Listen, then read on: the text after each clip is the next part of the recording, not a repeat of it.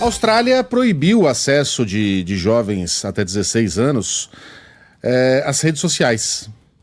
Entraram no balaio Facebook, Instagram, Snapchat, TikTok, o X, antigo Twitter, e YouTube, além do Reddit, que terão de contar com uma restrição de idade, uma lista que será constantemente atualizada. Não entraram na lista jogos online e aplicativos de mensagens como o WhatsApp. Estes, por enquanto, permanecem sem restrição. Está conosco a Carol Campos, que é educadora, mestre em políticas públicas e diretora executiva do Vozes da Educação. Carol, bom dia, obrigado pela participação aqui na Band News. Bom dia, pessoal, tudo bem? Eu que agradeço o convite.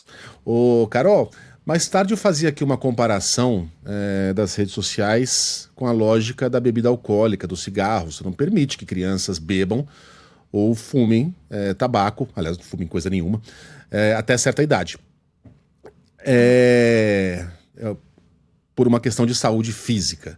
Aqui a gente está tratando da saúde mental das crianças e adolescentes. Mas, por outro lado, fazendo o papel do advogado dos diabos do Vale do Silício, é assim que as crianças se comunicam hoje, né? Por meio das redes sociais. É uma lógica que a gente, de um tempo mais analógico, não consegue entender. Essa é uma medida que se fosse aplicada em todo mundo, no Brasil, não poderia eventualmente gerar um certo isolamento do jovem em relação à sociedade? Bom, gente, do mesmo jeito que a gente aprende as coisas, a gente desaprende e a gente reaprende, né? Nós somos capazes de fazer isso. Acho que a gente está passando por um momento de transição. A Austrália é um país muito inovador. A Austrália, historicamente, faz uma série de atuações no âmbito da educação que são muito inovadoras, que são muito potentes. E eles não fizeram isso da noite para o dia. Eles fizeram isso porque a França foi, no mundo, o primeiro país a começar a regular celular dentro das escolas. A Austrália veio nesse bojo e começou a perceber que o que a França estava fazendo estava dando resultado e resolveu, então, clicar dentro do país uma legislação que bania os celulares nas escolas. Eles fizeram um relatório com as evidências, eles trouxeram informações das famílias, dos educadores, das próprias crianças. Então, eles perceberam, depois desse relatório que foi publicado no início desse ano, eles perceberam, depois desse relatório, que, de fato, tinha espaço para mais ações a serem feitas. E então, eles fizeram essa recomendação. Não foi da noite para o dia, e eu sei que isso vai gerar uma série de incômodos, eles também sabem. A Associação de Pais Australianos também sabe disso, mas é algo que eles entendem que, da mesma forma que a gente aprendeu a se comunicar pelas redes sociais, a gente vai aprender a se comunicar, a gente, quando eu falo crianças e adolescentes, de outras formas. Eu tô entendendo, então, que você é a favor, né? Você, falando pelo Vozes da Educação, gosta dessa medida.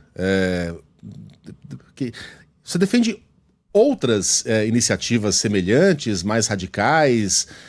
Qual seria o ideal na relação entre o jovem e as redes sociais, na visão do Vozes da Educação, Carol? Olha, a gente é a favor de uma infância que seja afetuosa, de uma infância que seja acolhedora e de uma infância que seja humanizada. E o que a gente vê nas redes sociais é que meninas de 11 e 12 anos já começam a olhar para os seus corpos de forma diferente, já começam a questionar seus corpos, já começam a ter questões de alimentação muito cedo. Meninos de 11 e 12 anos já são jogados no mundo das masculinidades tóxicas e já começam a ter pensamentos e formar opiniões extremamente polêmicas e que vão gerar homens que matam mulheres. Então, a gente acredita que as infâncias merecem ser protegidas. E quando eu falo em proteger a infância, eu estou falando necessariamente da mesma forma que você trouxe, proibir determinadas coisas. Se hoje há a necessidade da gente proibir o uso de redes sociais por crianças até 16 anos, como é o caso da Austrália. Perdemos o sinal com a Carol. Vamos tentar restabelecer as informações com ela falando dessa proibição do uso de celular lá na Austrália. Daqui a pouco a gente volta com mais informações. A gente tem opiniões. A gente precisa pagar break, temos algum compromisso comercial aqui. Se for, Se for o caso... Ah, tá...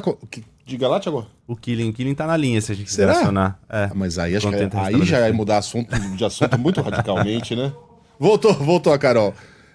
Pode continuar, Carol. Tivemos uma instabilidade. Não sei se faltou luz aí, a gente até se preocupou com relação a isso. Não sei se você tá em São Paulo, Carol. Tá ouvindo a gente?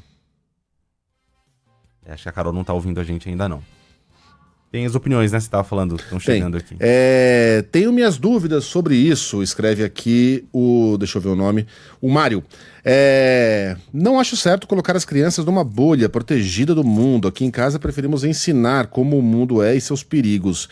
Minha filha, de 12 anos, tem um acesso monitorado por nós. Ela sabe que deve nos dizer caso estranhos tentem conversar com ela, por exemplo. Eu faço igual, tá, Mário? Desse jeito. Não proíbo o acesso, não. Acho muito difícil, né? Mas eu entendo completamente a lógica aqui da Carol Campos e de educadores que não veem redes sociais como algo que deveria estar ligado a crianças. Como outras coisas não estão também, né? A gente não deixa as crianças terem acesso a certas leituras, a certos filmes, né? E nem por isso é considerado uma bolha. Então eu tento ouvir aqui os dois lados. Deixa eu ver se a Carol Campos, que é educadora, mestre em políticas públicas...